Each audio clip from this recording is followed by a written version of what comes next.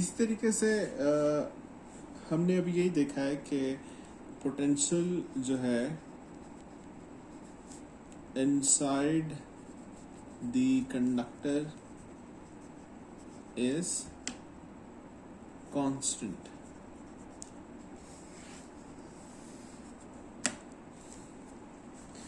और दूसरा इस तरीके से हमने ये देखा था कि जो F है जो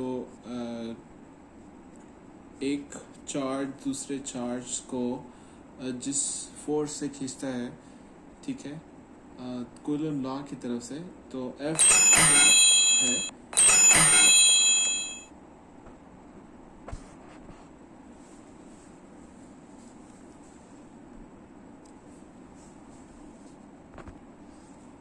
F का जो यूनिट है वो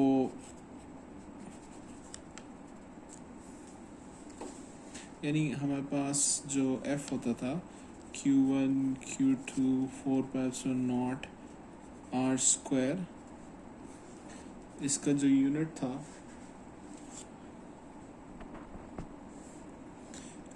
यानी unit of F is Newton. और इसी तरीके से जो चार्ज है Q, उसका यूनिट है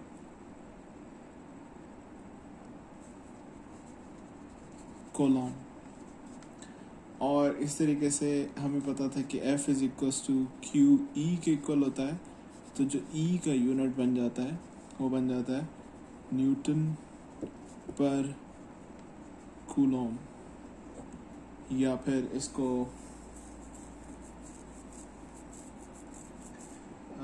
इसी तरीके से न्यूटन पर कूलम भी कहते हैं। इस तरीके से जो पोटेंशियल है बेसिकली वो इक्वल होता है W/Q, और जो कि वर्क का यूनिट जूल होता है, जूल पर कूलम कहते हैं, या फिर इसको वोल्ट्स भी कहते हैं।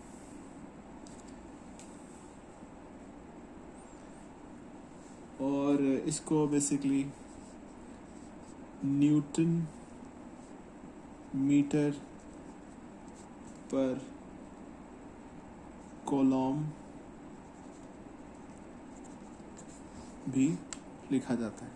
तो ये जो पोटेंशियल है इसका ऐसा यूनिट ये है। अब अगर हम लेट्स से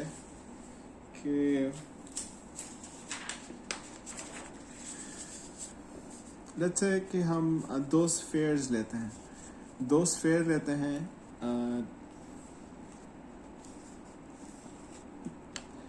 एक पे जो चार्ज है वो पॉजिटिव चार्ज है Q, और दूसरी पे एक चार्ज है नेगेटिव चार्ज है, नेगेटिव Q चार्ज है।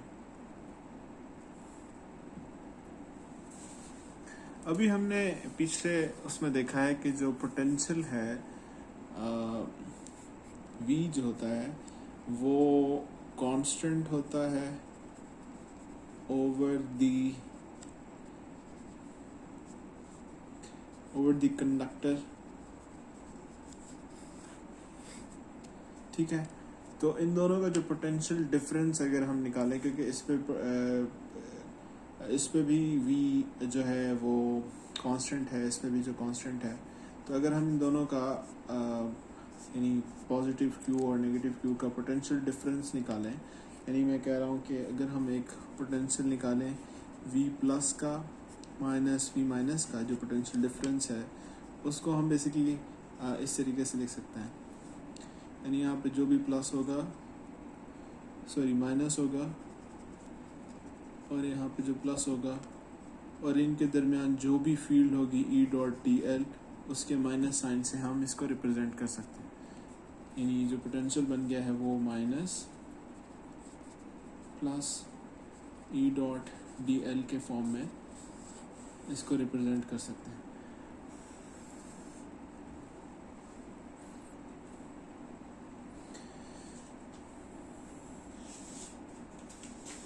अब अगर हमें इसका चार्ज नहीं पता, बेसिकली हमने यहाँ पे इसको Q से इंडिकेट किया है और इसको भी Q से इंडिकेट किया है, लेकिन हमें एग्जैक्ट अमाउंट का नहीं पता चार्ज का।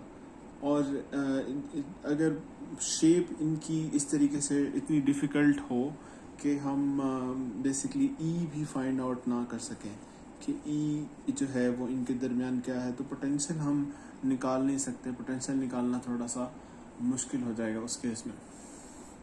लेकिन बेसिकली और गॉस लॉ भी हम डायरेक्ट अप्लाई नहीं कर सकते।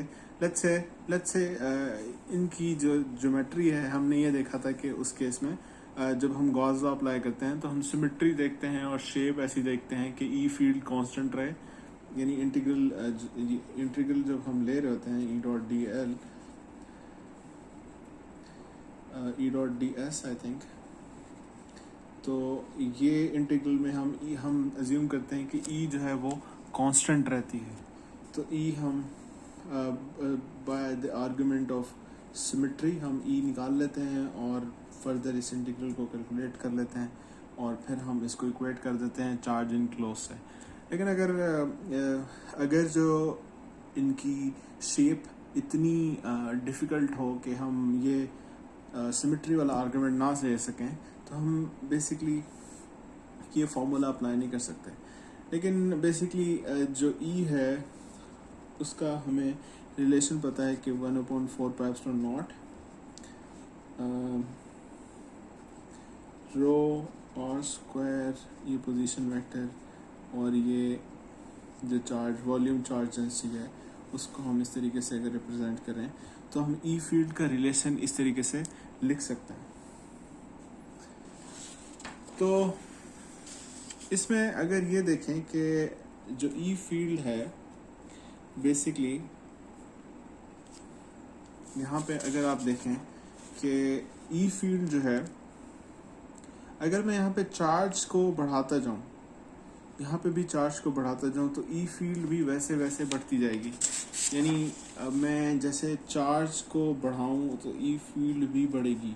तो इसमें एक कोई प्रोपोर्शनली कांस्टेंट जो इसमें जो है एक कोई रिलेशन है डायरेक्टली प्रोपोर्शनल का। और इसी तरीके से चार्ज के बढ़ाने से जो V भी है वो भी चेंज होगा। ठीक है।